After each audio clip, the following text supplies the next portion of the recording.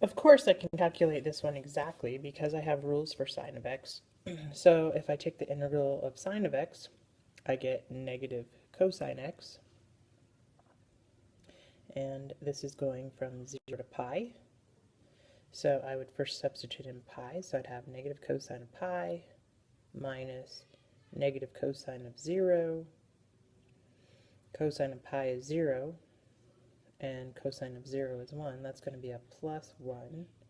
So I get, oh, just kidding, cosine of pi is also 1.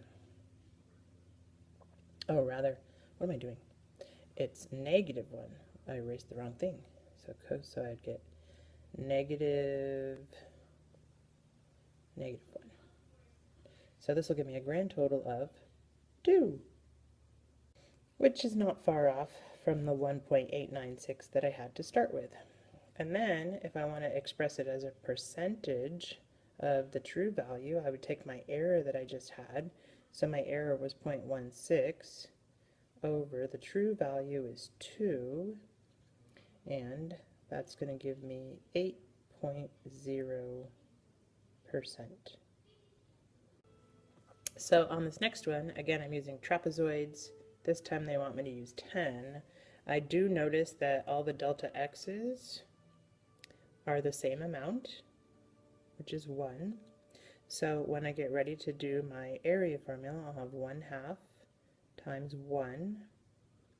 And then remember, I want f of x sub 0. And then I would want 2 of f of x sub 1. And 2 of f of x sub 2. And so forth until I take the last one, which would be a single f of x sub 10. Because remember, I need the y values, not the x values. And so I'll get 1/2 times 1, and then I'll be adding up all of these y values, and so forth. This is when it's going to be really handy to use the calculator and the lists to get it to sum the list.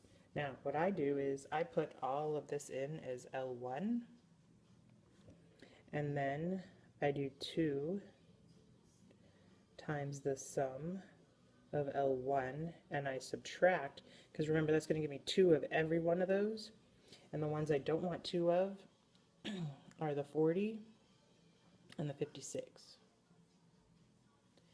And then after I get that sum, all I'll have to do is multiply it by the stuff outside.